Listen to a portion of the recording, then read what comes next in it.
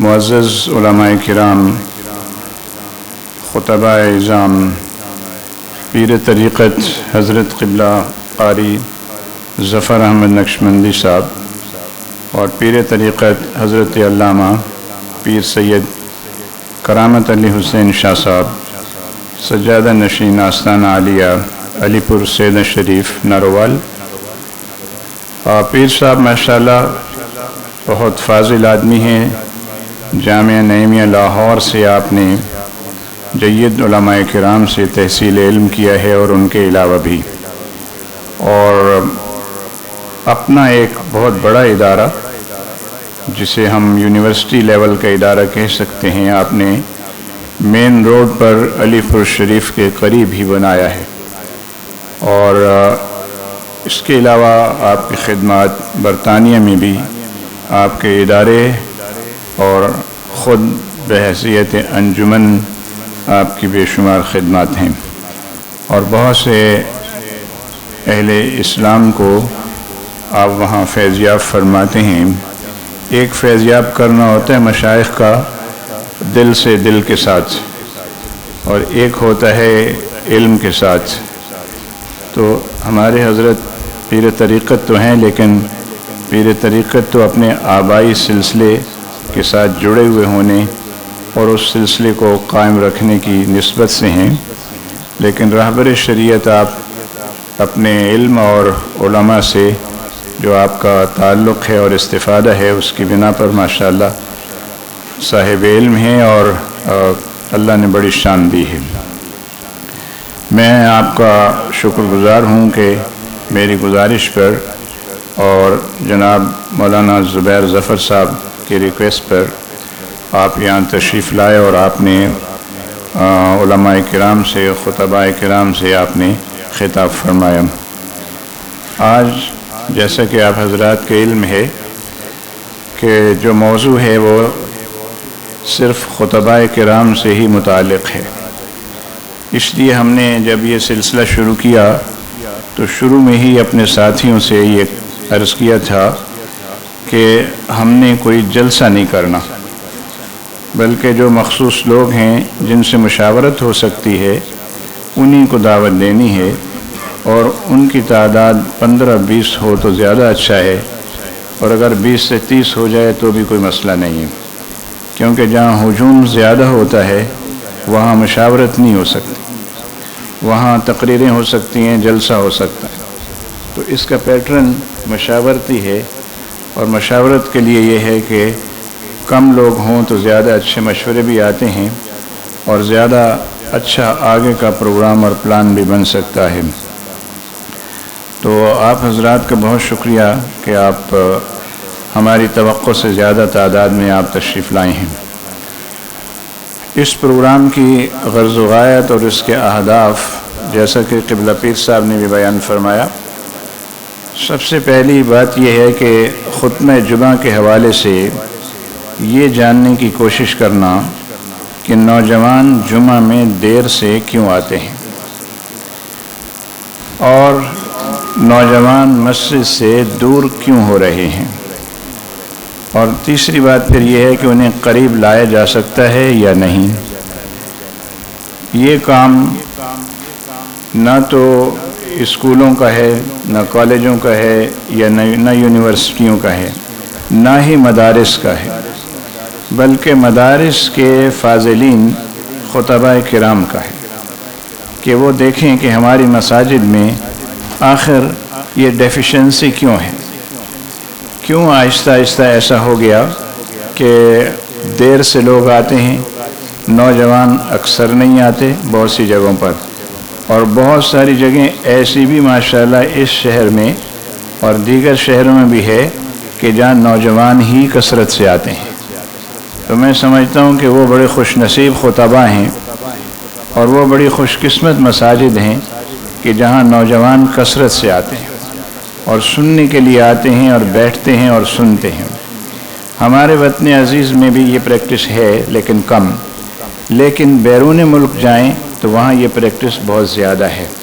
وہاں کا نوجوان سیکھنا چاہتا ہے، سننا چاہتا ہے، سمجھنا چاہتا ہے۔ لیکن وہاں بھی میں نے گھوم پھر کے دیکھا، اور کئی سال سے میرا کئی ملکوں میں آنا جانا لگا ہوا ہے، تو میں دیکھتا ہوں کہ نوجوان وہاں بھی اس جگہ زیادہ جاتے ہیں جہاں کا خطیب انہیں پسند ہوتا ہے، اور خطیب ان کو وہاں کا پسند ہوتا ہے جو نوجوانوں کی ذہنی سطح پر اتر کے بات کرتا ہے۔ تو جہاں یہ صورتحال ہوتی ہے، مثلا ایک کمزوری ہے یا سمجھ لیں ضرورت ہے یورپ کے نوجوانوں کی کہ ان کو اس خطیب کی گفتگو سننے میں مزہ آتا ہے جو انگلش میں بڑا فلوئنٹ اور جس کی انگلش کا لب و لہجہ انگریزی ہو، پنجابی نہ ہو۔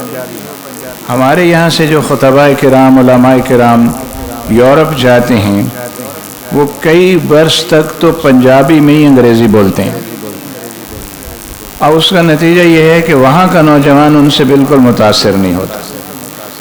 تو وہ کہتا ہے کہ بھئی یار کوئی ایسا آدمی ہو جو ہماری لینگویج میں بات کرے، تو وہاں پر نوجوانوں کا رش ہوتا ہے۔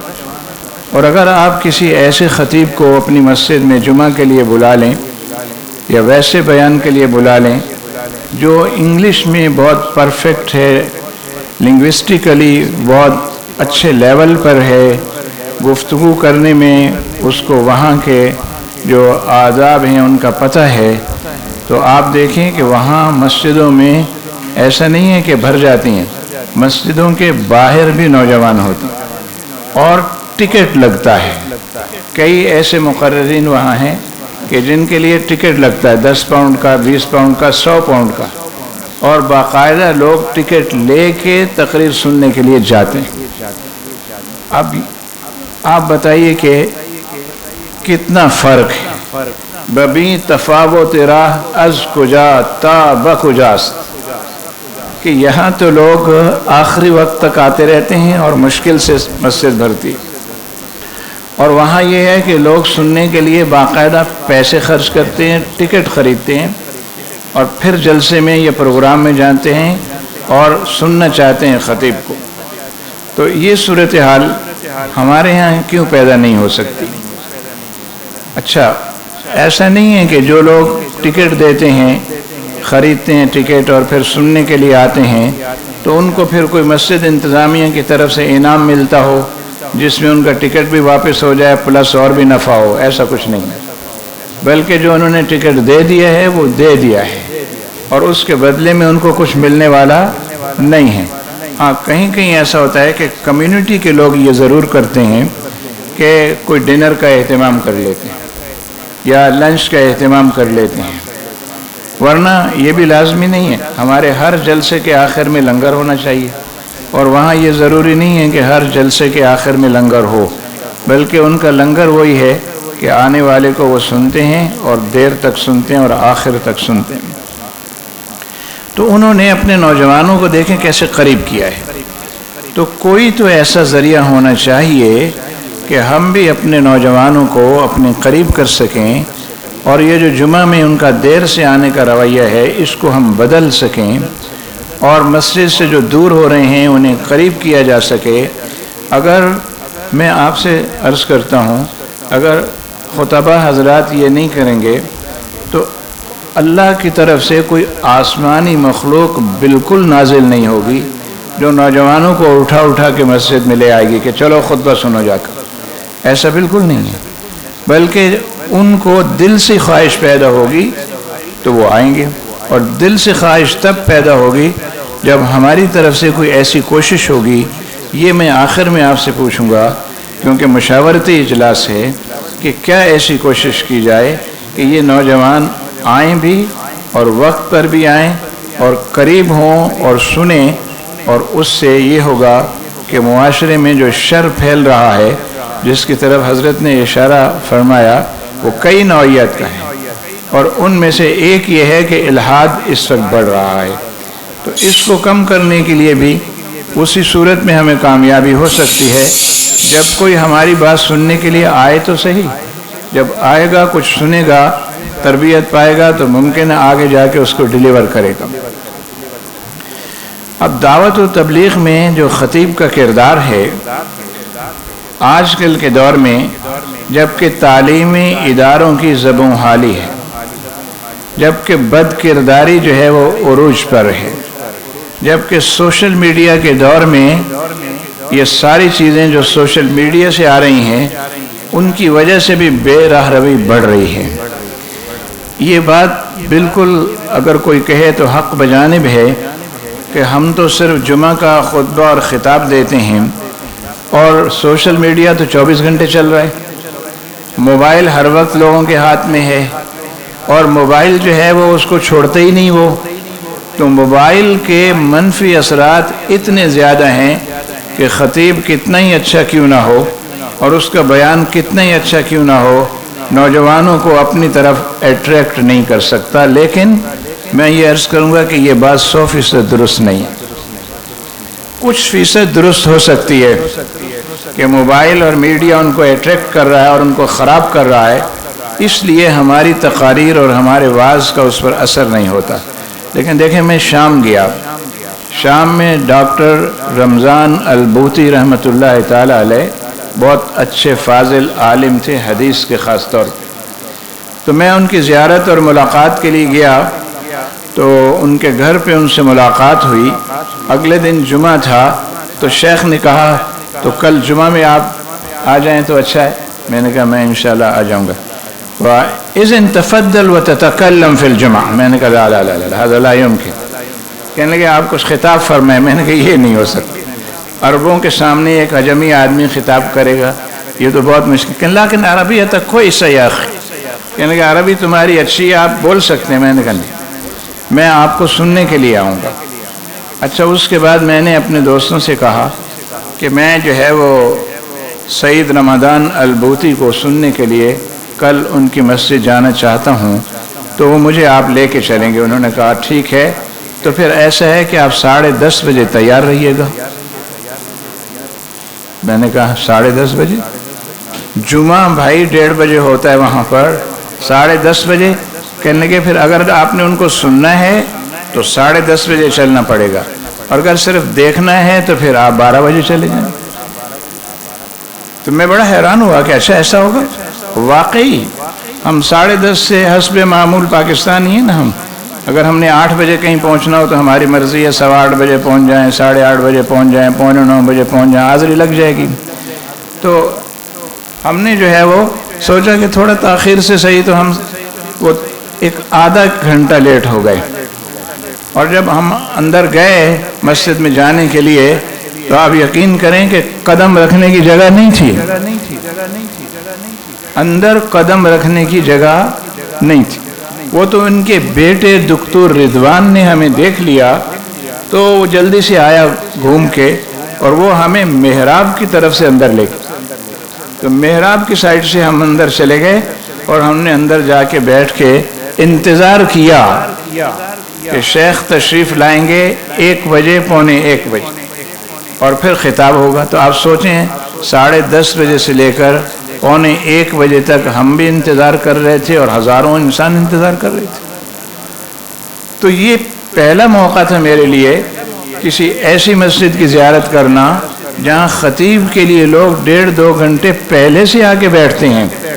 مسجد نبوی شریف اور مسجد حرام کا معاملہ استثنائی ہے، وہ اس لیے کہ وہاں ہر آدمی کا شوق یہ نہیں ہوتا ہم نے خطیب کو سننا ہے، یہ ہوتا ہے حرم کے اندر نماز پڑھنی، اس لیے لوگ پہلے سے جا کے بیٹھتے ہیں، وہاں بھی جلدی جانا پڑتا ہے، ورنہ یہ ہے کہ جگہ نہیں ملتی۔ لیکن یہاں تو یہ بات نہیں تھی، یہاں تو لوگ سننے کے لیے آئے ہیں خطیب کو، تو اس کے اندر کون سے شہد لگا ہوا ہے اس خطیب میں کہ جس کے لیے لوگ 1.5 گھنٹہ پہلے سے آ کے بیٹھے ہوئے ہیں، اور ہمارے اندر کون سی ایسی آگ جل رہی ہے کہ جس کی تپش سے بچنے کے لیے آنے والا دیر سے آتا ہے کہ ذرا آگ تھوڑی ٹھنڈی ہو لے تو پھر چلیں گے وہاں پر۔ تو یہ سوچنے کی بات ہے، ہمارے غور کرنے کی بات ہے۔ اگر ہم لوگ غور نہیں کریں گے تو کون سے فرشتے آئیں گے جو آ کے ہمیں بتائیں گے کہ آپ فلاں والا ورد پڑھیں یا فلاں والا تسخیر کا عمل کریں تو پھر نوجوان جو ہے وہ کچے داغے سے بندھی آئے گی سرکار میری۔ تو کوئی ورد وظیفے سے تو میرا، اگر کوئی ورد وظیفہ ہے تو ہمارے دوست یہاں کئی ایسے بیٹھے ہیں جو مشائخ ہیں اور جو لوگوں کو وظیفے بتاتے ہیں۔ عبدالرزاق صاحب کوئی وظیفہ آپ کو آتا ہے تو بتائیں ہمیں ایسا، تسخیر کا عمل کہ جس سے نوجوان جو ہیں وہ اذان اول کے وقت مسجد میں سارے موجود ہیں۔ اس کا مطلب ہے کہ اس پہ کچھ محنت تو کرنے کی ضرورت ہے، اور اگر ہم کہیں کہ ہماری بلا سے کوئی آتا ہے آئے، نہیں آتا نہ آئے، تو پھر اس کا مطلب یہ ہے کہ پھر تو ہم نے حق ادا نہیں کیا اپنے منصب کا۔ اور یہ بات آگے آئے گی کہ اللہ کے حبیب سے اللہ تعالیٰ نے یہ فرمایا فما بلغت رسالتہ، اگر آپ نے ایسا نہیں کیا پھر آپ نے میرا پیغام پہنچانے کا حق ادا نہیں کیا۔ تو حضرات گرامی، سوشل میڈیا کے دور میں بڑی خرابیاں ہیں۔ نوجوان سوشل میڈیا پہ فدا ہے، موبائل ہر وقت اس کے ہاتھ میں ہے، تعلیمی اداروں میں کوئی تربیت ہوتی نہیں ہے، بد کرداری عروج پر ہے، اور آپ دیکھتے ہیں ہر روز ایک خبر آتی ہے فلاں لڑکی اغوا ہو گئی، اغوا کرنے والے اس کو لے گئے، اس کے ساتھ بدکاری کی، اس کے بعد اس کو قتل کر دیا۔ یہ اب روز کا معمول ہے، پہلے یہ خبر کبھی کبھار آتی تھی، اب ہر روز ایسی خبریں آپ کو دیکھنے کو ملتی ہیں۔ اور جو کچھ یورپ کے اندر ننگا پن ہے اس کے ریپرکشنز آپ یہاں بھی دیکھ سکتے ہیں کہ نظر آئیں گے۔ آپ یہاں بھی دیکھیں گے کہ نوجوان آہستہ آہستہ اب اس طرف جا رہے ہیں۔ موٹر سائیکلوں پہ بیٹھے ہوئے جوڑے سڑک پر سفر کرتے ہوئے آپ دیکھیں تو آپ کو ضرور ایسی حرکتیں کرتے ہوئے نظر آتے ہیں کہ آپ دیکھ کے شرما جائیں۔ تو یہ چیز ہمارے یہاں مزید بڑھ رہی ہے، اور اس کو روکنے کے لیے بھی جبرائیل و میکائیل کا انتظار کیا جائے کہ وہ آئیں گے تو شاید صورتحال بہتر ہو جائے، لیکن خدا نے آج تک اس قوم کی حالت نہیں بدلی۔ نہ ہو جس کو خیال آپ اپنی حالت کے بدلنے کا، تو ہم نہیں حالت بدلنا چاہیں گے تو اللہ تعالیٰ کو بھی کوئی خاص ضرورت نہیں پڑی ہے۔ ان اللہ کیا ہے لا یغیر ما بقوم حتی یغیروا ما بانفسہم۔ تو جب تک ہم خود اپنے آپ کو تبدیل نہیں کریں گے کوئی آسمانی مخلوق نہیں آئے گی، اس کو کوئی ضرورت نہیں ہے تم نمازیں پڑھو، تم حج کرو، تم روزے رکھو، تم مصلی پہ کھڑے رہو، تمہیں حاجت ہے کہ تم یہ کرو تو تمہارا فائدہ ہے۔ اس تم سے مراد ہماری عوام ہے، اور ہماری عوام کو ہم سکھائیں گے، کوشش کریں گے تو شاید ہم کامیاب ہو جائیں، ورنہ جو صورتحال چل رہی ہے پھر یہی کہہ دیں کہ ہمارا قصور اس میں کوئی بھی نہیں ہے، یہ سارا سوشل میڈیا کا قصور ہے۔ لیکن میرا خیال ہی ہے یہ کہہ کر ہم بچ نہیں سکتے، اپنی ذمہ داری سے ہم وہ عہدہ برا نہیں ہو رہے، تو اس کا مطلب یہ نہیں ہے کہ ہم بچ جائیں گے سوال و جواب سے، سوال و جواب تو ہوگا۔ اب اس راہ کی جو دشواریاں ہیں کہ ان برے حالات میں ہم کیسے کوئی ایسا جادو چلائیں کہ جس سے لوگ جو ہیں وہ ٹھیک ہو جائیں اور جناب ہمارے خطبہ و خطاب میں سننے کے لیے پہنچنے لگیں، تو دعوت دین کے اسلوب میں غور و فکر کرنا ہوگا۔ جیسے حضرت پیر صاحب نے اس پر خاصی اچھی گفتگو فرمائی ہے اور روشنی ڈالی ہے کہ ہمارا اسلوب جو ہے دعوت دین کا وہ ایسا ہونا چاہیے کہ لوگ متاثر ہوں، سننے کے لیے آئیں اور ہمارے ساتھ بیٹھیں۔ اب وہ کیا اسلوب ہوگا یہ آپ نے بتانا ہے، کیونکہ ہم نے آپ سے مشاورت کرنی کہ کیا اسلوب اختیار کیا جائے کہ جس سے ہمارے نوجوان جو ہیں وہ آنے لگیں، دعوت دین صحیح طور پر لوگوں تک پہنچے اور اس کو وہ قبول کریں اور ہماری بات سننے کے لیے تیار ہوں۔ قرآن نے جو اس سلسلے میں ہماری رہنمائی کی ہے اس نے تو کہا ہے ادعو الی سبیل ربک بالحکمت والموعظۃ الحسنہ۔ تو پھر اس کا مطلب یہ ہے کہ یہ کس سے کہا ہے اللہ تعالیٰ نے؟ یہ کس سے کہا ہے؟ مخاطب کون ہے اس آیت کا؟ اولین مخاطب اللہ کے نبی صلی اللہ علیہ وسلم۔ جب اللہ تعالیٰ اپنے نبی سے یہ فرما رہا ہو کہ خیال کرنا، حکمت اور موعظت حسنہ سے کام لینا تاکہ یہ لوگ آئیں اور سنیں اور بیٹھیں، تو اللہ کے نبی کو اللہ تعالیٰ اس احتیاط کی بات فرما رہا ہے، تو پھر حضور کے صدقے سے اور آپ کے وسیلے سے یہ آیت ہماری طرف ہی رخ کرتی ہے، ہم بھی اس کے مخاطب بنتے ہیں۔ تو پھر ہمیں تو بدرجہ اولا حکمت اور موعظت حسنہ جو ہے اس کو اپنانا اور اختیار کرنا ہوگا۔ اور وہ حکمت کیا ہو سکتی ہے، وہ موعظہ حسنہ کیسے ہوگا، یہ آپ نے بتانا۔ آپ سے مشاورت کر کے آگے چلیں گے اور انشاءاللہ پھر اس مسئلے کو بڑھاتے رہیں گے آگے۔ اب اللہ کے حبیب سے اللہ کہہ رہے وَلَوْ كُنْتَ فَظًّا غَلِيظَ الْقَلْبِ لنفضوا من حولک، ہیں اگر آپ سخت گیر ہوتے، سخت مزاج ہوتے تو یہ لوگ آپ کے پاس سے کیا کرتے؟ بھاگ جاتے، فرار ہو جاتے۔ بھائی کیوں بھاگ جاتے؟ وہ تو اللہ کا نبی ہے، اللہ کا نبی تو شہد کی طرح میٹھا ہے، بلکہ مثال بھی صحیح نہیں، شہد سے بھی زیادہ میٹھا ہے، تو اس کے ساتھ تو لوگ چمٹے رہیں گے، جڑے رہیں گے، وہاں سے کیوں بھاگ جائیں گے؟ لیکن خدا کہہ رہے ایسا ہی ہوگا، بے شک آپ نبی ہیں اور میرے محبوب نبی ہیں اور آخری نبی ہیں، اگر آپ نے اسلوب دعوت دین کا حکمت و موعظت حسنہ والا نہ کیا، اور اگر آپ سخت گیر رہے اور آپ کی گفتگو میں، آپ کے رویے میں، آپ کے میل جول میں اگر سختی رہی تو کیا ہوگا؟ یہ آپ کے ارد گرد سے بھاگ جائیں گے۔ یہ جو آپ کے ساتھ جڑے ہوئے ہیں تو اس لیے کہ آپ حلیم الطبع ہیں، آپ مہربان ہیں، آپ شفیق ہیں، تو پتہ چلا خطیب کو، داعی کو حلیم ہونا چاہیے، شفیق ہونا چاہیے، مہربان ہونا چاہیے، لوگوں کو اپنے ساتھ جوڑنے کی کوشش کرنی چاہیے۔ اب سوء اتفاق یہ ہے کہ اس وقت جس دور سے ہم گزر رہے ہیں اس میں توڑنے کا کام زیادہ ہے اور جوڑنے کا کام خال خال ہے۔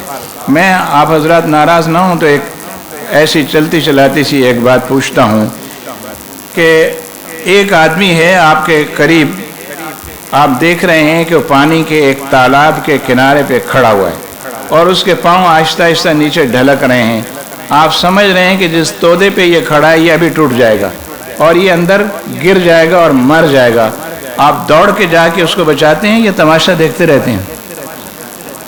فطری طور پر بشری تقاضا یہی ہے کہ آدمی دوڑ کے جاتا ہے، اس وقت یہ نہیں دیکھتا یہ گرنے والا کافر ہے یا مسلمان، یہ ڈوبنے کے قریب جو ہے یہ ہندو ہے یا عیسائی ہے، یہ دیوبندی ہے یا شیعہ ہے، یہ وہابی ہے یا یہ رافضی ہے، وہ نہیں دیکھتا، بلکہ صرف ایک ہی بات ہے، انسانیت، کہ یہ گرا اب ایسے ہی آگ کا مسئلہ ہے کہ آگ کے قریب آدمی کھڑا ہو اور آپ دیکھ رہے ہوں کہ یہ آگ کی طرف دوڑا ہی چلا جا رہا ہے، یہ آگ میں گر جائے گا، مر جائے گا، تو آپ اس کے پیچھے دوڑ لگا کے اس کو پکڑنے کی کوشش کرتے ہیں یا نہیں کرتے؟ ہمارے معاشرے میں ایسا ہوتا ہے یا نہیں ہوتا ہے نا؟ نہیں، انٹریکٹیو ہونا چاہیے، یہ ایسا نہیں کہ آپ چپ رہے ہیں میں بولتا رہوں، ہاں پھر تو مزہ نہیں آئے گا۔ ایسا ہوتا ہے یا نہیں ہوتا؟ یا میں خیالی باتیں کر رہا ہوں؟ ایسا ہوتا ہے۔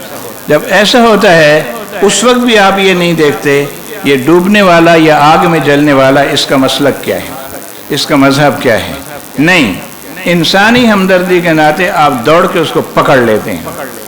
یہی حال مذہب کا بھی ہے۔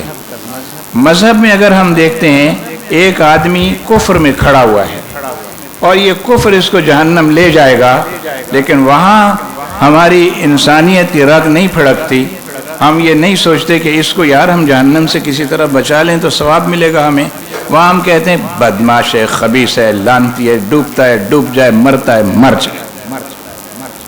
اب انسانیت کہاں گئی؟ اب انسانیت گئی، اب تعصب آ گیا۔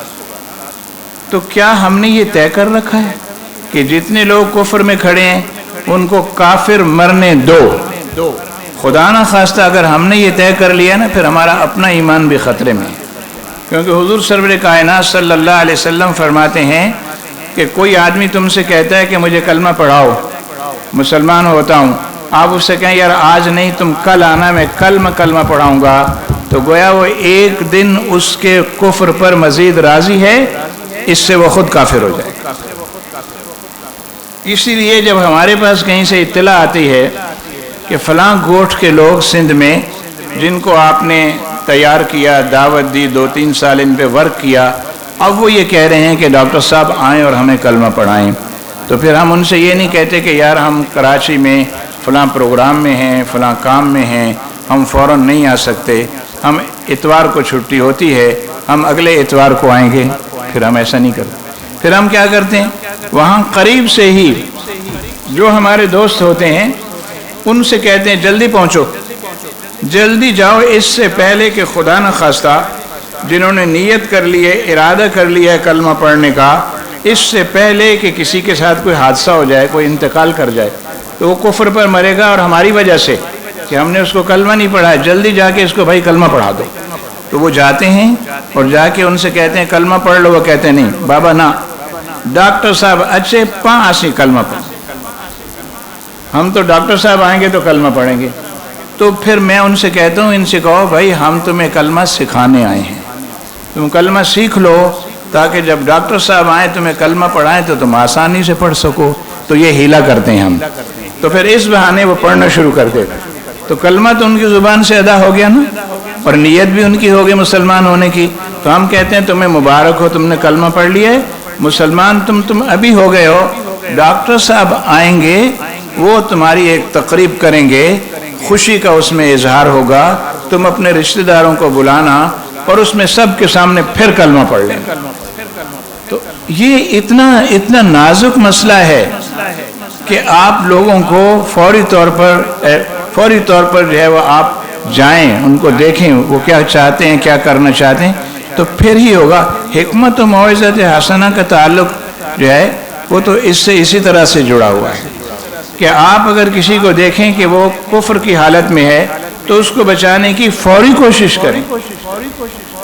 لیکن یہ ہم نے کہیں طے کیا ہوا ہے خفیہ طور پہ، مجھے پتہ نہیں کہاں یہ طے ہوا ہے.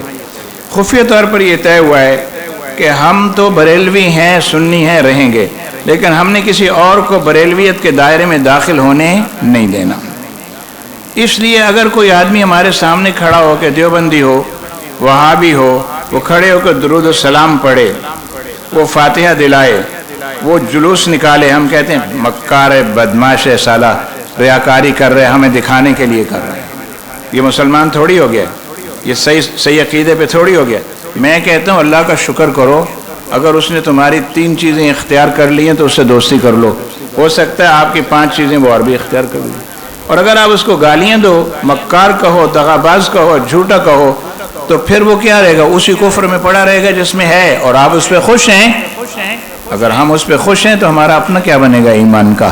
کیونکہ اس کے کفر پر خوش ہونا خود ہمارے اپنے ایمان کے لیے سوالیہ نشان ہے. تو عزیزان محترم، یہ جو ادعو الی سبیل ربک بالحکمت والموعظۃ الحسنہ ہے، تو یہ اس بات کا تقاضا کرتا ہے کہ لوگوں سے محبت کی جائے، ان کو قریب کیا جائے، نفرتیں نہیں بانٹی جائیں، محبتیں بانٹی جائیں. میں نے بہت دفعہ یہ بات نوٹ کی اور دیکھا ہے کہ کوئی آدمی اگر آپ کے قریب آنا چاہتا ہے، فرض کیجئے وہ شیعہ ہے اور وہ چاہتا ہے میں سنی ہو جاؤں، تو ہم کیا کہتے ہیں؟ ہم کہتے ہیں یہ تقیہ کر رہا ہوگا، یہ رہے گا اندر سے شیعہ لیکن یہ بظاہر سنی ہو جائے گا.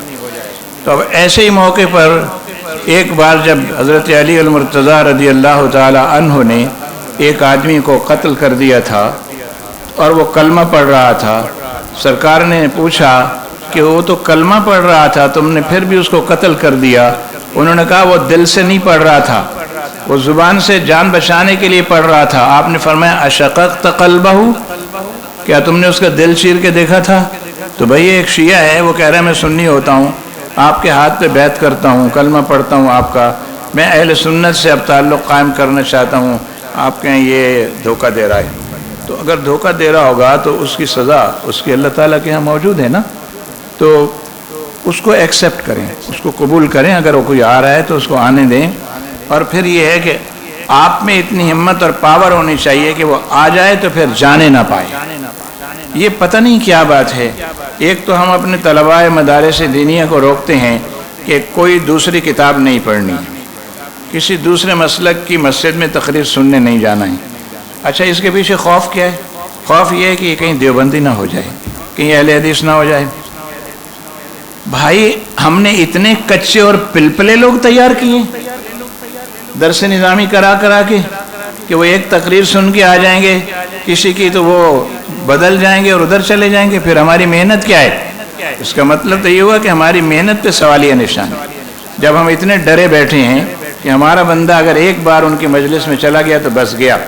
لیکن آپ سچے بھی ہیں اس لیے کہ ہم دیکھتے ہیں کہ تبلیغی جماعت والے جس کے پاس مسلسل چکر لگاتے رہتے ہیں بالآخر اس کو اپنا بنا لیتے ہیں، اور ان کی محنت ہے وہ بنا لیتے ہیں. ہم نہ کسی کے پاس جائیں نہ کسی کو اپنا بنائیں.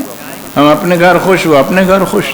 ہم نے جانا ہی نہیں ہے کسی کے پاس، اور جانا بھی ہے تو ہم نے تبلیغ و دعوت کم کرنی ہے، سیر و تفریح زیادہ کرنی ہے، ورنہ جیسے چل رہا ہے نظام پھر ایسے ہی چلتا رہے گا، اور سوال تو ہم سے ہی ہونا ہے۔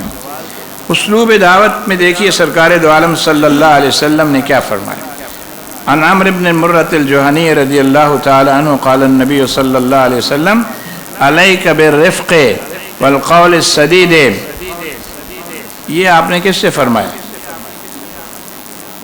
یہ کس سے فرمایا آپ نے؟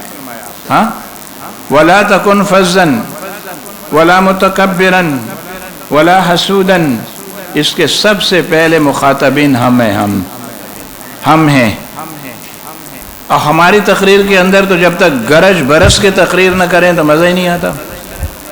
تو یہاں تو وہ فرما رہے ہیں بالرفق والقول السدید، رفق اور قول سدید منہ سے جھاگ نکل رہے ہوں تو نہیں ہو سکتا۔ رفق اور قول سدید نرمی سے ہی، محبت سے ہی ہو سکتا ہے۔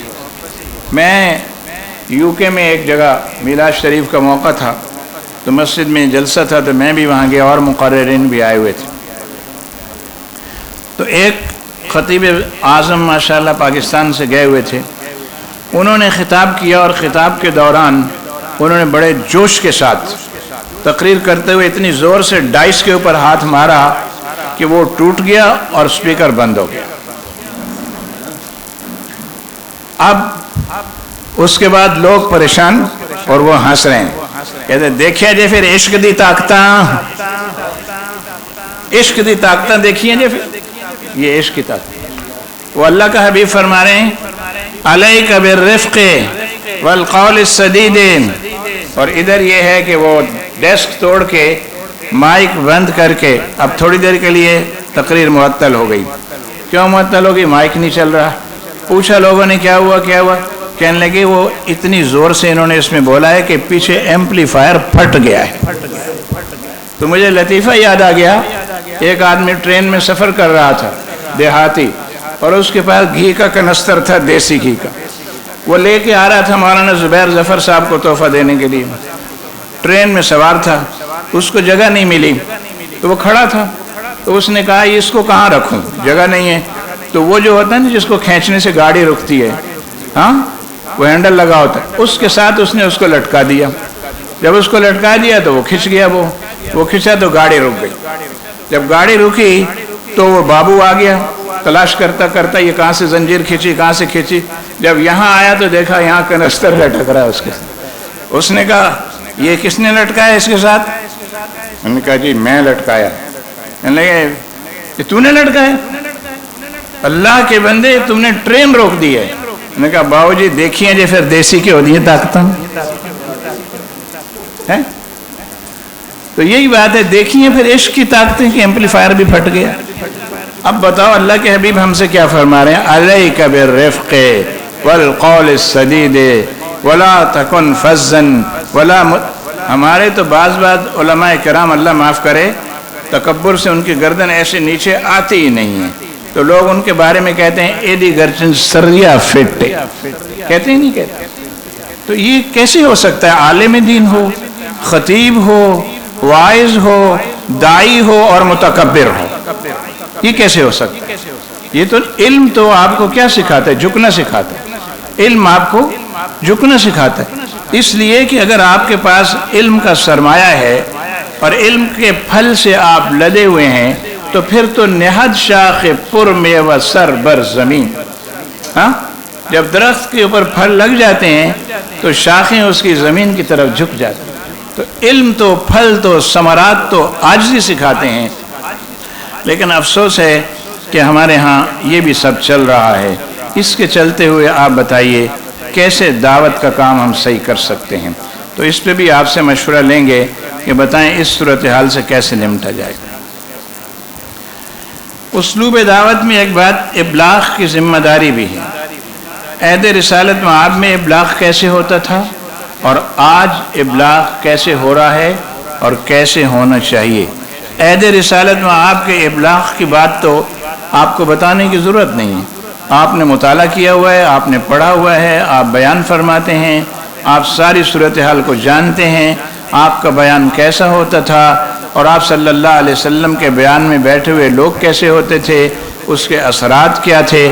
اب ہم یہ کہہ تو سکتے ہیں وہ تو نبی تھے نا، اس لیے ایسا ہو رہا تھا، لیکن وہ جو نبی تھے انہی کے بارے میں اللہ نے کہا وَلَوْ كُنْتَ فَظًّا غَلِيظَ الْقَلْبِ، تو اس کا مطلب کوالٹی بھی ہونی چاہیے۔ نبی ہیں لیکن کوالٹی بھی ہے، تو ہم نبی نہیں ہیں لیکن کوالٹیز تو وہ ہونی چاہیے نا، کیونکہ ہم کہتے ہیں کہ ہم کیا ہیں، نائب رسول ہیں زمین پر، ہیں یا نہیں کہتے ہیں؟ ہم وارث انبیاء ہیں، تو اگر وارث انبیاء ہیں تو وراثت میں وہ اچھی چیزیں بھی ہماری طرف ٹرانسفر ہوئی ہوں گی، پتہ نہیں ہم نے ان کو نظر انداز کر دیا ہے یا ہم نے سنبھال کے رکھا ہوا ہے۔ پھر اسلوب دعوت میں ہمیں یہ سکھایا گیا ہے انزل الناس منازلہم کلم الناس علی قدر عقولہم، آپ ایک بہترین تقریر کر دیں، شاندار، مسجع و مقفع کہیں بھی، اور جو آپ کے سامنے لوگ بیٹھے ہوئے ہیں ان کی سمجھ میں نہ آئے تو اس کا کوئی فائدہ ہے؟ سجاول میں ایک جگہ جو ہے ہم نے جلسہ کروایا معراج شریف کا، اور اس میں ہم نے کوئی 1509 مسلم جمع کیے تاکہ ان کو معراج کے بارے میں بتایا جائے کہ کیا ہے۔ اور کراچی سے میں ایک سندھی سپیکنگ اچھے مقرر عالم دین کو لے کے گیا کہ آپ نے سندھی میں تقریر کرنی ہے، اور آپ چونکہ اسی علاقے کے ہیں، اس علاقے کی بولی سمجھتے ہیں، ان کا معیار سمجھتے ہیں، تو تقریر آپ نے ان کے معیار پہ اتر کے کرنی ہے، اپنے معیار پہ نہیں کرنی، عالمانہ معیار پر۔ تو انہوں نے کہا کہ اچھا ٹھیک ہے انشاءاللہ۔ کتنی دیر تقریر کرنی ہے؟ میں نے کہا جب تک آپ کا جی چاہے، لیکن یہ کہ گفتگو ایسی کرنی ہے کہ جو لوگوں کے پلے پڑے، کیونکہ نئے مسلمان لوگ ہیں تو ان کی سمجھ میں آئے۔ کہنے لگے ٹھیک ہے انشاءاللہ تعالی۔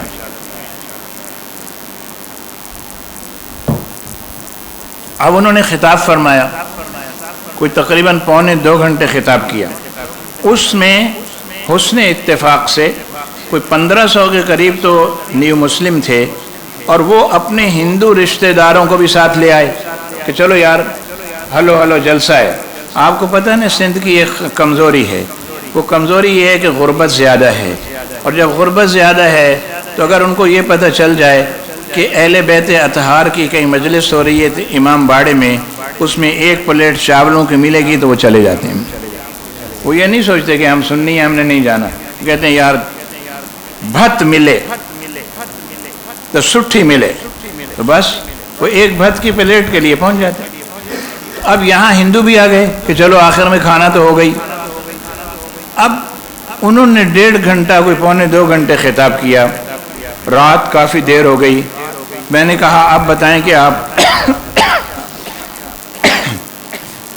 رکیں گے یا جائیں گے؟ تو وہ کہنے لگے میرا گاؤں تو یہاں سے قریب ہی ہے، میں جب بھی چاہوں گا چلا جاؤں گا، لیکن میں رات ادھر ہی ٹھہروں گا اسی گوٹھ میں، تو صبح جاؤں گا انشاءاللہ۔ اور ہم بھی رک گئے رات کو کیونکہ ہمیں کراچی آنا تھا۔ جب اکٹھے بیٹھے ایسی گپ شپ کے لیے چارپائیاں لگ گئیں کھلے دالان کے اندر، تو گپ شپ ہوئی تو میں نے ایک بندے سے پوچھا ادھر آؤ، تم تقریر میں پہلے تھے بیٹھے تھے یہ بعد میں؟ نہیں میں شروع میں تھا۔ میں نے کہا پوری تقریر حضرت صاحب کی سنی ہے؟ کہنے لگے ہاں۔ میں نے کہا کوئی خاص بات جو تم نے سنی ہے بیان کرو۔ اب وہ نیچے دیکھنے لگا۔ میں نے کہا بھائی کچھ تو یاد رکھا ہوگا تم نے؟ کچھ نہیں بولا۔ دوسرے کو بلایا، تم سناؤ حضرت صاحب کی تقریر میں سے کوئی بات؟ وہ بھی نیچے دیکھنے لگا۔ 3-4 کو بلایا، یہی صورتحال۔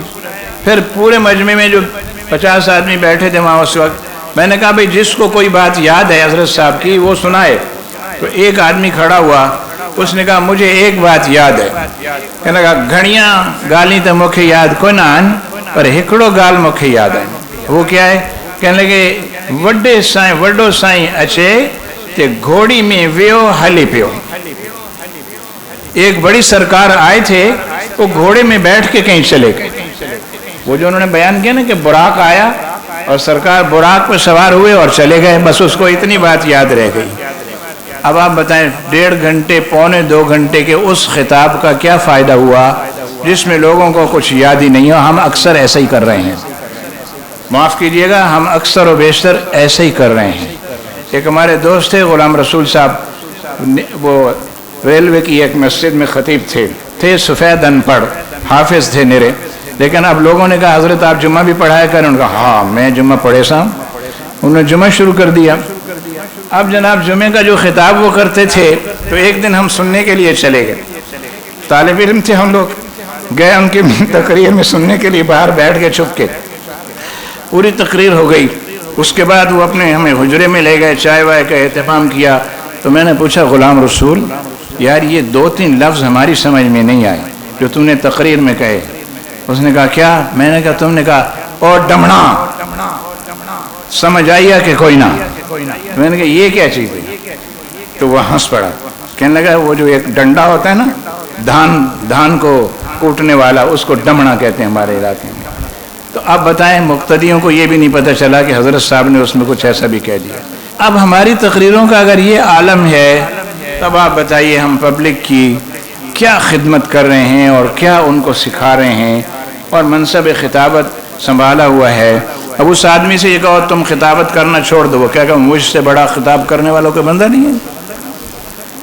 تو یہ صورتحال جو ہے، انزل الناس منازلہم، آپ لوگوں کی کیفیت کے مطابق گفتگو کریں۔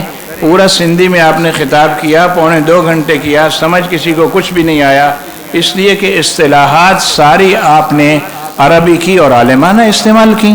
جو آپ شہر میں کرتے ہیں تو کہاں سمجھ میں آئے گا؟ کلم الناس علی قدر عقولہم۔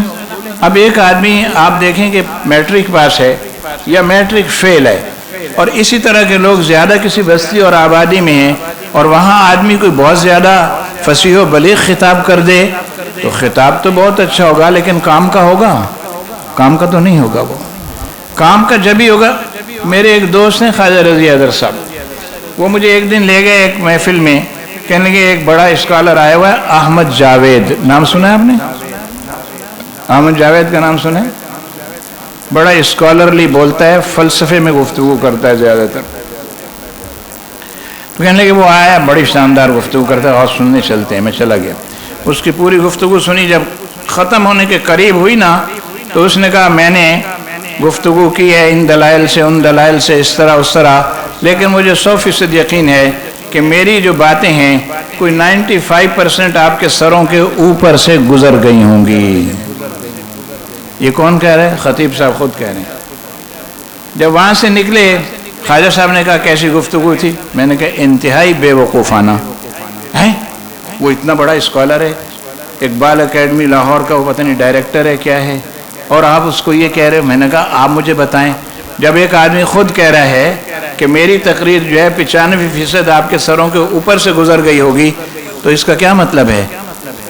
اس کا یہ مطلب ہے نا کہ کلم الناس علی قدر عقولہم اس نے کیا ہی نہیں ہے، اور وہ خود کہہ رہے تمہیں سمجھ میں نہیں آئی ہوگی، تو اس کو بیوقوف آدمی کو پھر یہ پتہ ہی نہیں ہے کہ میں کن سے خطاب کر رہا ہوں اور مجھے کن الفاظ میں ان سے مخاطب ہونا چاہیے۔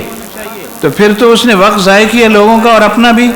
اپنی علمی لنترانی دکھانا یہ کوئی کمال کی بات ہے؟ کمال یہ ہے کہ جو کچھ ہم کہہ رہے ہیں وہ سامنے والے کو سمجھ میں آ رہا ہو، اس کے دل نشیں ہو رہا ہو، اور وہ اس کی وجہ سے مذہب سے اور زیادہ جڑے گا، قریب آئے گا۔ لوگ کتابیں لکھتے ہیں، پھر مجھے بھیجتے ہیں تقریر لکھنے کے لیے کہ حضرت یہ میں نے کتاب لکھی ہے، اس پہ آپ تقریر لکھ دیں۔ اور آج کل تو نیا رواج آ گیا نا، کتاب نہیں بھیجتے، بس موبائل فون پہ میسج کرتے ہیں میری کتاب کا نام یہ ہے، اتنے صفحات ہیں، اس موضوع پہ میں نے لکھی ہے، اس پر آپ تقریر لکھ کے بھیج دیں۔ سبحان اللہ۔ تقریر کا مطلب تو یہ ہوتا ہے کہ کتاب کو آپ نے پوری طرح قریدہ ہو، پڑھا ہو، پھر آپ نے سمجھا ہو، پھر آپ اپنا ذہن بنائیں کہ یہ کتاب کس پائے کی ہے، اس کے اندر جو مباحث ہیں وہ کیسے ہیں، تب لکھا جاتا ہے۔ لیکن آج کل ایسے ہی ہو رہا ہے، تو میں منع کر دیتا ہوں۔ تو جب پہلے ایسا تھا تو کتاب ایک آدمی لکھ کے بھیجی، تو میں نے کہا آپ کسی وقت ملاقات فرمائیں۔ وہ تشریف لائے تو میں نے کہا آپ کتاب آپ کی بہت اچھی ہے، محنت آپ نے بہت کی ہے، بس یہ مجھے بتائیں کہ آپ نے کس درجے کے لوگوں کے لیے یہ لکھی ہے؟ علماء کے لیے لکھی ہے تو علماء اس کو پڑھیں گے نہیں، کیونکہ آپ نے اردو میں لکھی ہے، علماء تو پڑھیں گے، مصادر و مراجع اصل کتابیں پڑھیں گے، وہ تمہاری کتاب کیوں پڑھیں گے؟ دیکھ کے رکھ دیں گے کہ چلو بھائی اچھی بات ہے۔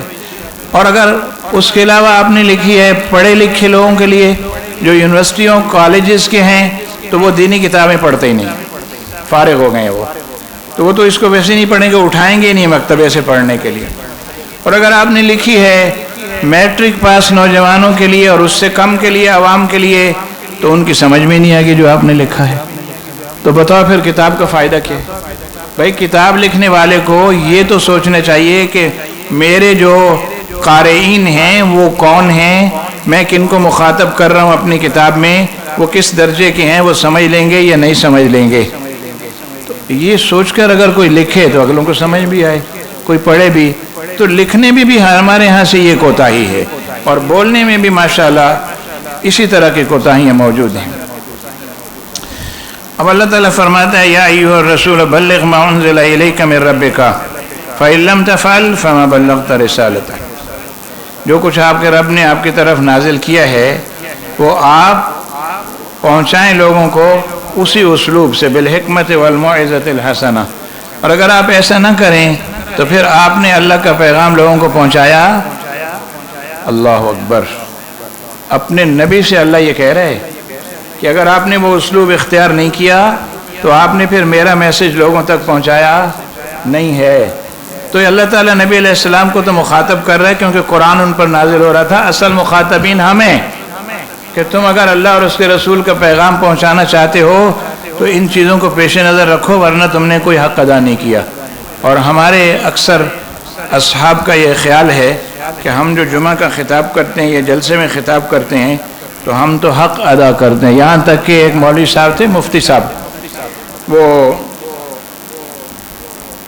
وہ جہلم کے قریب ایک علاقہ ہے، اس کا نام تو مجھے آتا ہے مگر میں لیتا نہیں ہوں کہ پھر وہ اسپیسیفائیڈ ہو جائے گا۔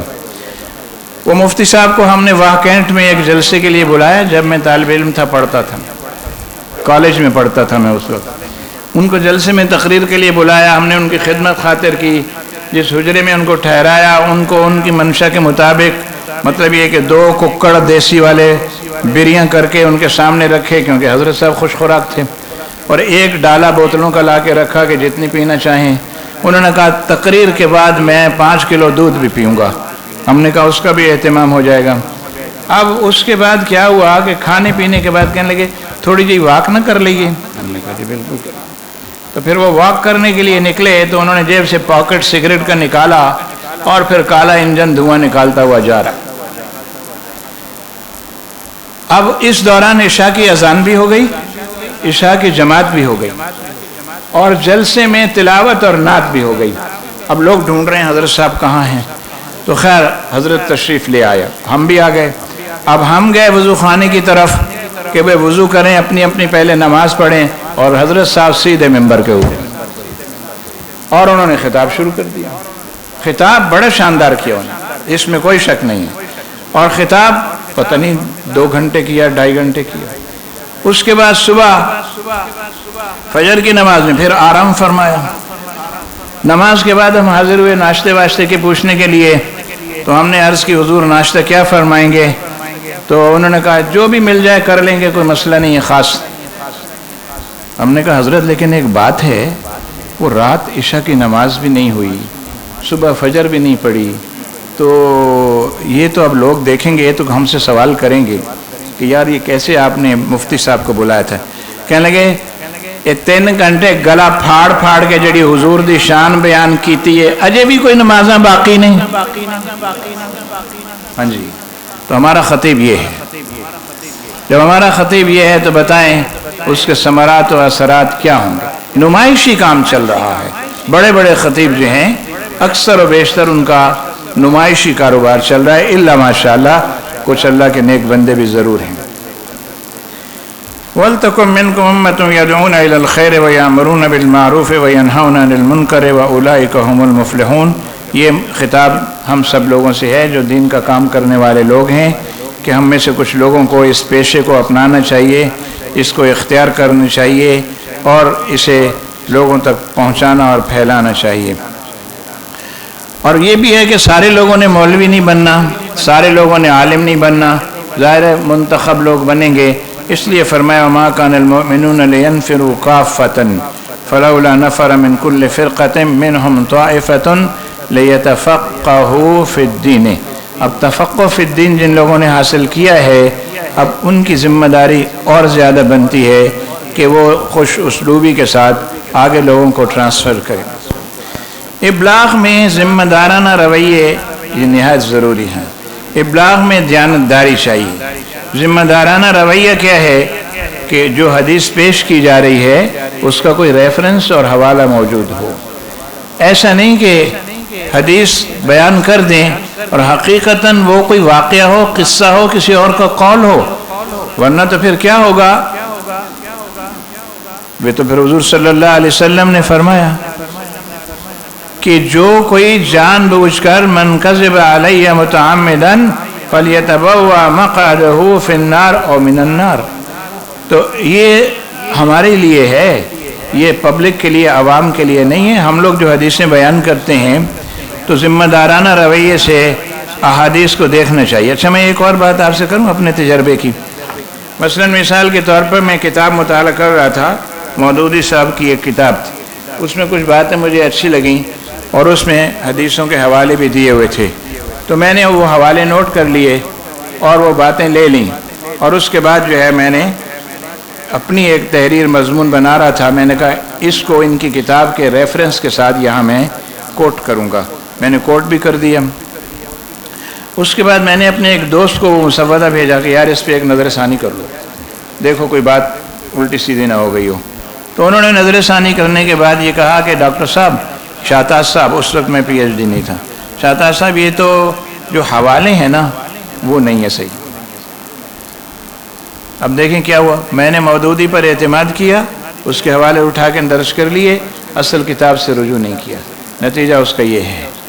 تو ایسے ہی اگر ہم مقررین کی تقاریر میں سے حوالے اٹھا لیں یا بزرگوں کے ملفوظات میں سے حوالے اٹھا لیں اور ان کو کوٹ کر دیں تو پھر اس کی ذمہ داری ہم پہ عائد ہوگی، پتہ نہیں وہ حدیثیں ہوں گی بھی یا نہیں ہوں گی۔ بہت سارے اقوال بزرگوں کے ہوتے ہیں، وہ حدیث نہیں ہوتی، یہاں تک کہ آپ بخاری شریف بھی پڑھیں اور پڑھائیں تو آپ دیکھیں گے کہ لگتا ہے ہم حدیث پڑھ رہے ہیں، لیکن پڑھتے پڑھتے پھر راوی آخر میں بولے گا کہ یہ حصہ جو کلام کا ہے نا یہ حضور کا نہیں ہے، فلاں صحابی کا ہے، راوی کا ہے۔ تو اس کا مطلب یہ ہے کہ وہاں بھی احتیاط کرنا ہوتی ہے، یہ نہیں کہ بخاری کی حدیث ہے تو آپ پوری پڑھ دیں اور کہیں بخاری نے لکھا ہے، بلکہ اس کے اندر بھی حضور کے کلام کے علاوہ اور کلام بھی ہوتا ہے، تو اس کو مشخص کرنا تو ہمارے کام۔ یہ جو فی البدیع خطاب کی روش ہے، حضرت نے بھی اس طرف توجہ دلائی، یہ تو بالکل نہیں ہونی چاہیے۔ فی البدیع خطاب والے، فی البدیع خطاب کرنا ہم کہہ سکتے ہیں کہ بڑی خوبی کی بات ہے، لیکن یہ خوبی کبھی کبھار الٹی بھی پڑ جاتی ہے۔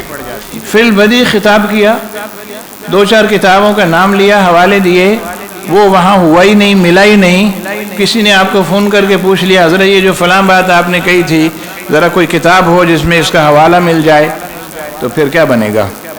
تو ہمارے استاد صاحب فرماتے تھے، مفتی سید شجاعت علی قادری صاحب رحمۃ اللہ علیہ اور قبلہ شیخ الحدیث علامہ محمد رمضان صاحب نقشبندی، جن سے ہم نے دورہ حدیث کیا، وہ مطالعے کے لیے رات کو بیٹھتے تھے۔ علامہ غلام رسول سعیدی صاحب ہمارے استاد گرامی رات کو مطالعے کے لیے بیٹھتے تھے۔ تو میں نے ان حضرات سے الگ الگ یہ سوال کیا کہ آپ رات کو مطالعہ کرتے ہیں، آپ کو پڑھاتے ہوئے 20 سال ہو گئے۔ انہوں نے کہا وہ استاد نہیں ہے اور وہ خطیب نہیں ہے جو بغیر مطالعے کے سبق پڑھائے یا تقریر کرے۔ تو اس لیے اپنا خطاب جو ہے اس کی تیاری کرنی چاہیے، اس کے نوٹس بنانے چاہیے، اس کے حوالے لکھنے چاہیے، وہ اپنے سامنے رکھنے چاہیے، اور اس کے بعد خطاب کریں گے تو آپ کو خود بھی مزہ آئے گا، اور لوگ جو سن کے جائیں گے وہ بھی جا کے بولیں گے ہمارے امام صاحب نے آج فلاں حدیث کے ریفرنس سے یہ بات کی تھی اور ایسی تھی۔ تو فی البدیع خطاب جو ہے اس سے گریز کرنا چاہیے، یہ مشکل معاملات میں جا کے کھڑا کر دیتا ہے۔ اب میں نے مثلاً ایک بزرگ عالم دین تھے، اپنی مسجد میں ان کو خطاب کے لیے دعوت دی۔ میں نے کہا ہماری مسجد میں آپ نے خطاب کرنا، انہوں نے کہا ٹھیک ہے میں آ جاؤں گا۔ اور جب آنے کا دن قریب آیا تو میں ایک دن پہلے ان کی خدمت میں حاضر ہوا۔ میں نے کہا خطاب حضرت کرنا ہے، فی البدیع نہیں کرنا، آپ نے ریفرنس اور حوالے سے کرنا ہے، میں نے لوگوں کی عادت بنائی ہوئی ہے، ورنہ یہ خراب ہو جائے گا کام۔ ہاں بالکل آپ بے فکر ہو جائیں۔ تو انہوں نے خطاب کیا، اور جو انہوں نے خطاب کیا وہ سارا ہی فی البدیع کیا۔ جو میں کتاب ان کو دے کے آئے تھے کہ آپ اس کو ذرا دیکھ لیجئے گا، مہر منیر دے کے آیا تھا کہ حضرت صاحب کی سوانح عمری ہے تو اس کو دیکھ لیجئے گا۔ انہوں نے حضرت صاحب کے بارے میں وہ واقعات بیان کیے جو ان کی سوانح حیات میں کہیں ہیں ہی نہیں۔ اب آپ بتائیے اس فی البدیع خطاب سے کیا فائدہ ہے؟ بلا تحقیق اور بغیر مطالعہ کے بیان کرنا بڑا نقصان دہ ہے۔ تو تحقیق سے بیان تیار کیا جائے، مطالعہ کیا جائے، نوٹس تیار کیے جائیں، پھر خطاب جو ہے پیش کیا جائے تو اس کا لطف دوبالا ہوگا۔ علماء کرام سے لوگ فقہی سوالات پوچھتے ہیں، کبھی فتویٰ لکھ کے لے آتے ہیں استفتاء کہ اس کا جواب چاہیے، اور ہمارے علماء کرام اس کا جواب بھی کوئی نہ کوئی دے دیتے ہیں لکھ کے اپنے علم کی روشنی میں، لیکن صرف حکم بیان کرتے ہیں۔ حکم بیان کرنا کافی نہیں ہے۔ وہ بندہ آپ سے یہ پوچھنے نہیں آیا صرف کہ طلاق ہو گئی یا نہیں ہوئی، وہ یہ پوچھنے آیا اب آگے کیا کریں۔ اب آگے آپ کہتے ہیں بھئی میرے پاس کوئی راستہ نہیں، اب اگلا کام آپ خود جانیں، میں نے آپ کو بتا دیا کہ طلاق واقع ہو گئی ہے، اور وہ کسی دوسرے مفتی کے پاس جاتا ہے، وہ کہتے ہیں طلاق واقع نہیں ہوئی، اب کیا کریں۔ یہ مسائل بھی ہمارے معاشرے کے اندر موجود ہیں۔ تو اس لیے کہ اپنے فی البدی علم کے زور پر جب کوئی مسئلے کا حل لکھ کے دے دیا جائے، یہ بیان کر دیا جائے، تو پھر اس کا نقصان اور بھی زیادہ ہوتا ہے۔ تو جہاں ممکن ہو مسئلے کا حل بھی بتانا چاہیے۔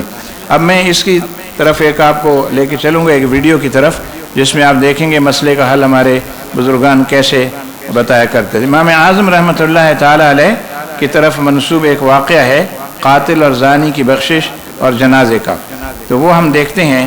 ان کی بات سمجھ بھی لی ہوگی کہ دو جنازے آ گئے امام اعظم رحمۃ اللہ علیہ کے سامنے۔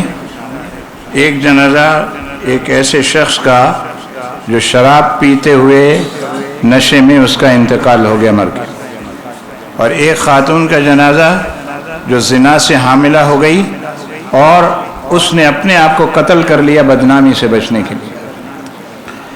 تو اب پوچھا گیا کہ ان کا جنازہ جو ہے وہ پڑھنا جائز ہے یا نہیں ہے، یہ جنت میں جائیں گے یا نہیں ہے۔ تو انہوں نے کوئی فقہی حکم بیان نہیں کیا، انہوں نے قرآن کی آیات طیبات پڑھ کے کہا کہ میں ان کے بارے میں یہ کہتا ہوں جو اللہ تبارک و تعالیٰ نے ان آیات بینات میں ارشاد فرمایا ہے، اور میں ان کا معاملہ اللہ پہ چھوڑتا ہوں۔ میں کون ہوتا ہوں یہ کہنے والا کہ یہ جنتی ہیں یا جہنمی ہیں، اور ہم تو ہر روز لوگوں کو جہنم میں داخل کرتے ہیں، ہر روز ہمارے خطابات میں تو اکثر ہوتا ہے فلاں جہنمی ہے، دوزخی ہے، اس نے یہ کہا، اس نے فلاں کہا۔ یہ جنت میں داخل کرنے کا بھی کوئی طریقہ ہے یا سارے راستے جہنم میں داخل کرنے کی طرف ہی جاتے ہیں؟ یعنی بڑا آسان کام ڈھونڈ لیا ہے ہم نے کہ جس کی کوئی بات ہمیں ایسی لگے کہ خلاف سنت ہے، خلاف اولا ہے یا خلاف دین ہے فرض کیجئے، تو ہم کہتے ہیں بھئی یہ تو پکا جہنمی ہے، ٹھیک ہے ہم نے حکم لگا دیا اس پر۔ اب اس کو جنت کی طرف لانے کا بھی کوئی راستہ ہے؟ سرکار دو عالم صلی اللہ علیہ وسلم تو یہ فرماتے ہیں، اے علی اگر تیرے ذریعے سے ایک آدمی بھی جہنم کے راستے سے نکل کر جنت کے راستے پہ آ جائے تو 100 سرخ اونٹوں کے انعام سے بھی بڑی بات ہوگی۔ تو کتنے لوگ ہم میں سے ایسے ہیں جو لوگوں کو جہنم سے نکال کے جنت کی طرف لانے کا کام کرتے ہیں؟ بہت کم ہیں، ہوں گے ضرور لیکن بہت کم ہے۔ زیادہ تر وہ ہیں جو حکم بیان کرتے ہیں کہ اس عمل سے اس پر جہنم واجب ہو گئی ہے، لیکن اگلا کام کہ اب اس کو واپس کیسے لایا جائے وہ ہم سمجھتے ہیں ہماری ذمہ داریوں میں نہیں ہے، ہماری ڈیوٹی میں نہیں۔ اب دروس ہوتے ہیں قرآن کے، حدیث کے۔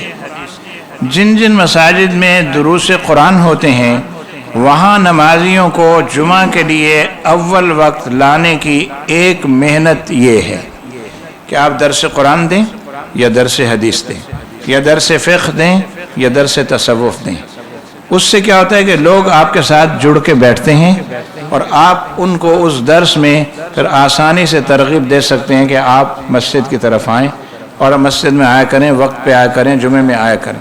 اور لیکن یہ درس بھی مسجد میں صرف ہو تو کافی نہیں، کہ اگر درس صرف مسجد میں ہوگا تو اس درس میں بھی وہی لوگ آئیں گے جو جمعے میں آتے ہیں، اور یہ درس گھروں میں ہونا چاہیے۔ اپنی آبادی میں نمبر 1 سے لے کے نمبر 400 تک اگر گھر ہیں تو آپ یہ مقرر کر لیں کہ ہر گھر میں ایک دن درس ہوگا اور ہفتے کے ہفتے ہوگا یہ درس۔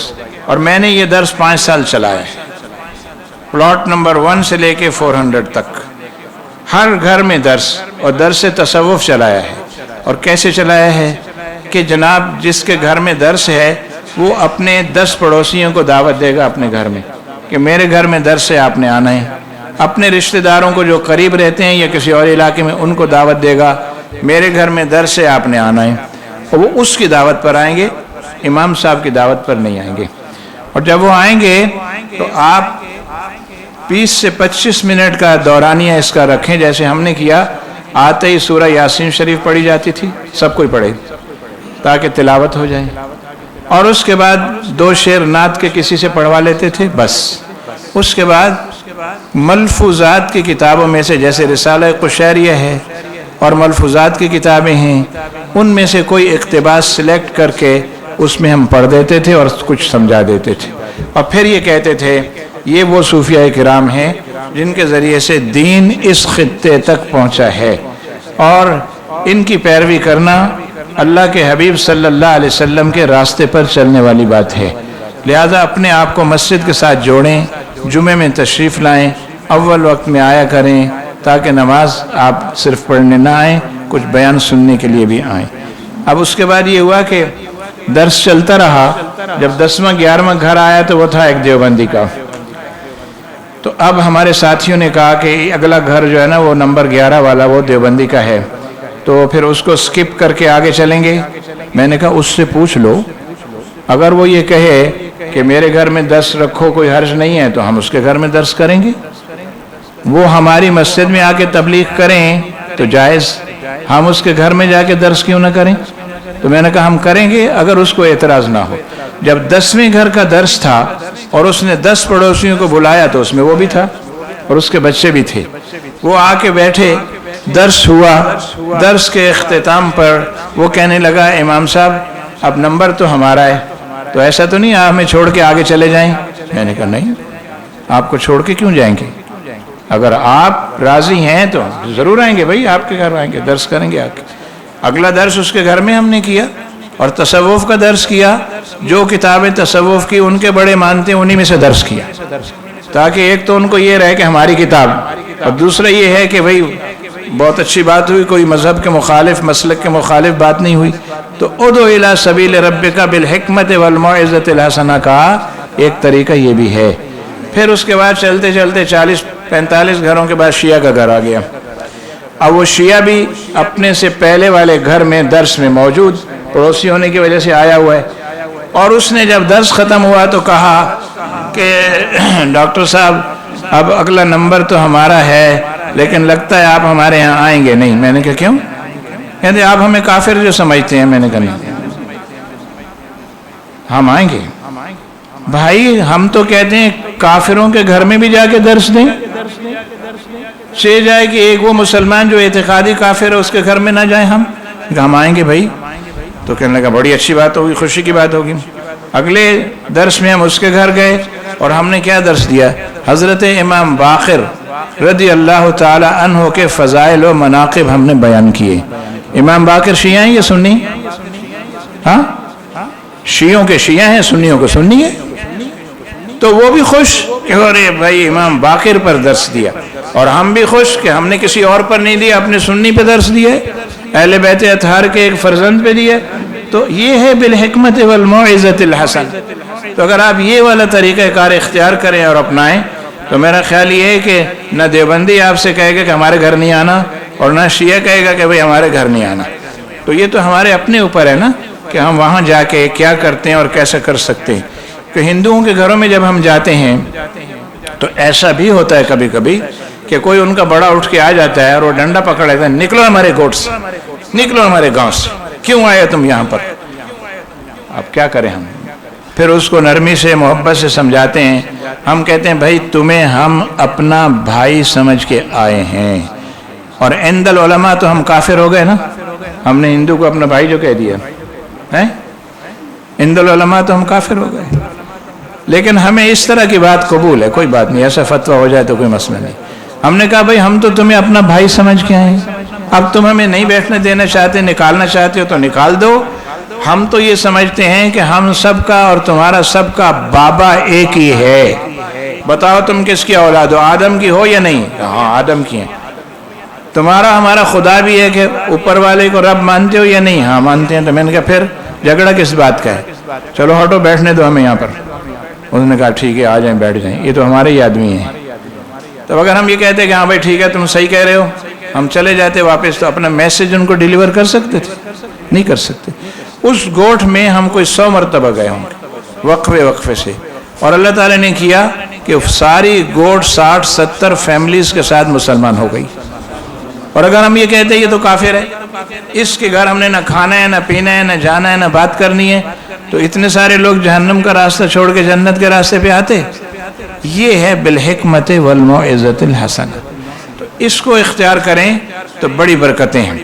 اب نمازیوں کو جمعے کے لیے اول وقت لانے کا طریقہ وہ ترغیب ہے 1 to 1، جیسے تبلیغی جماعت کرتی ہے، وہ ساتھ چھوڑتے نہیں لوگوں کو، پیچھے لگے رہتے ہیں، حتیٰ کہ علاقے کے امام کے پاس بھی جاتے ہیں۔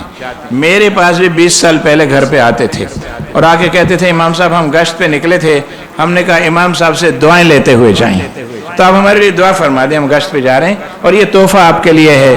کوئی خوشبو کا تحفہ پیش کر رہا ہے، کوئی مسواک پیش کر رہا ہے، کوئی کچھ پیش کر رہا ہے۔ تو اب دیکھیں نا، وہ اتنے پکے ہیں اپنے معاملے میں کہ امام صاحب کو بھی دعوت دے رہے ہیں کہ ہو سکتا ہے کبھی نہ کبھی یہ بھی ہمارے ہتھے چڑھی جائیں۔ تو ہم اتنے کمزور ہیں کہ ہم اپنے محلے کے لوگوں کو دعوت نہیں دے سکتے 1 to 1 جا کے۔ ہم کہتے ہیں ہمارا کام صرف مسجد تک محدود ہے، ہم نے لاؤڈ سپیکر کھولنے ہیں، تقریر کرنی ہے، جس نے سننی ہے آ جائے، جس نے صحیح سننی وہ نہ آئے۔ تو اس سے تو کام آگے نہیں بڑھ سکتا، تبھی بڑھ سکتا ہے جب 1 to 1 والی محنت جو ہے وہ ہم کریں گے۔ دروس کا جو دورانیہ ہے اور خطبہ جمعہ کا خطاب کا جو دورانیہ ہے، اس پہ بھی نظر ثانی آپ کے مشورے سے کرنے کی ضرورت ہے۔ درس جو میں نے آپ سے عرض کیا وہ آدھے گھنٹے کا ہوتا تھا، 15 منٹ کا درس، اور شروع میں وہ سورہ یاسین پڑھنے کا ٹائم اور آخر میں دعا کا وقت، تو 20 منٹ ٹوٹل اس ملفوظات بیان کرنے کا درس ہوتا تھا، اور وہ بڑی کامیابی سے چلتا رہا، اور ہم نے 5 سال تک چلایا، سارے گھروں میں جا کے دیا۔ تو اس دورانیہ مختصر ہو تو لوگ بیٹھ جاتے ہیں، اکتاتے نہیں ہیں۔ اور جمعے کا خطبہ بھی اگر اس کا دورانیہ لوگوں کی مجبوریوں کے لحاظ سے مختصر ہو تو بہت اچھا ہے، لیکن جہاں لوگ لمبا خطاب سننا چاہیں کریں۔ مثلا اگر کسی علاقے میں آپ نے عادت بنا دی ہے لوگوں کی لمبا خطاب سننے کی، اور وہ آتے ہیں اور بیٹھتے ہیں اور سنتے ہیں، تو کوئی حرج کی بات نہیں، کرے لمبا خطاب۔ لیکن اس لمبے خطاب کی اور کلام کی بات آپ کو سناؤں، لاہور میں ایک حافظ صاحب تھے ہمارے دوست، وہ تراویح پڑھاتے تھے، تراویح کے بعد شبینہ ہوتا تھا، تو انہوں نے مجھے کہا کہ حزب الاعناف میں شبینہ پڑھاتا تھا، اور شبینے کے لیے میں نے جو طریقہ رکھا تھا وہ کیا کہ 2 رکعت میں نے پورا شبینہ پڑھانا ہے، اور ان 2 رکعتوں میں پہلی رکعت میں 29 سپارے اور دوسری رکعت میں 1 سپارہ۔ تو کہنے لگے ایک دفعہ مجھے کہیں چھٹی جانا پڑا کام سے، تو میں نے وہاں کے ایک حافظ صاحب سے کہا شبینہ تم نے پڑھانا ہے، لیکن خیال کرنا میری ریت روایت کو قائم رکھنا، توڑنا نہیں، ایسا نہیں اگلے سال لوگ میرے پیچھے شبینہ نہ پڑھیں۔ تو تم نے بھی 29 سپارے پڑھنے 1 رکعت میں۔ اب جہاں لوگ سنتے ہیں 29 سپارے تو بھائی آپ سنائیں، کوئی مسئلہ نہیں ہے۔ ہاں، تو میں آزاد کشمیر میں ایک بڑی خانقاہ ہے، وہاں گیا فجر کی نماز پڑھنے کے لیے، میں نے کہا جماعت سے پڑھنی چاہیے، تو میں جماعت میں حاضر ہو گیا، تو وہ جماعت کی قرات اتنی لمبی تھی کہ میں گرتے بچا، اور میرا دل چاہے کہ میں سلام پھیر کے نکل جاؤں جماعت سے، لیکن وہ لوگ عادی، تو جہاں لوگ عادی ہو جائیں وہاں بے شک آپ 2.5 سپارے پڑھیں، وہاں بے شک آپ لمبی تقریر کریں، لیکن جہاں لوگ عادی نہیں ہیں، جہاں لوگ بس اسٹاپ کی مسجد ہے، جہاں ریلوے اسٹیشن کی مسجد ہے، جہاں ایئرپورٹ کی مسجد ہے، جہاں ایسے لوگوں کی مسجد ہے، کارخانے ہیں، فیکٹریز ہیں، ان کو آدھے گھنٹے کے لیے چھٹی ملتی ہے درمیان میں، اسی میں انہوں نے لنچ بھی کرنا ہے اور جمعہ بھی پڑھنا ہے، تو پھر ان کی رعایت کرنی چاہیے کہ ہم اپنے جمعے کا خطاب اتنا مختصر رکھیں کہ وہ جمعہ بھی پڑھ لیں اور جا کے واپس لنچ کر کے اپنی ڈیوٹی بھی جو ہے وہ جان کر لیں۔ تو یہاں تک میری گفتگو جو ہے آپ کے سامنے جو میں نے پیش کی، اس کے بعد بس اب آپ حضرات سے یہ گزارش ہے کہ آپ کی طرف سے جو سفارشات ہوں، جو تجاویز ہوں، اس کے لیے اب مشاورت کا جو عمل ہے، وقفہ سوالات ہے، آپ حضرات نے جو سوالات نوٹ کیے ہوں جس کے لیے آپ کو کاغذ دیے گئے تھے، تو وہ آپ بھیجنا شروع کر دیں، کوئی ساتھی کلیکٹ کر لیں اور لے آئیں۔ پھر اس کے بعد جو امور طے پا جائیں گے ان کو 1 2 3 4 5 کر کے ہم نوٹ کر لیں گے کہ آج کی نشست میں ہم نے یہ باتیں طے کی ہیں۔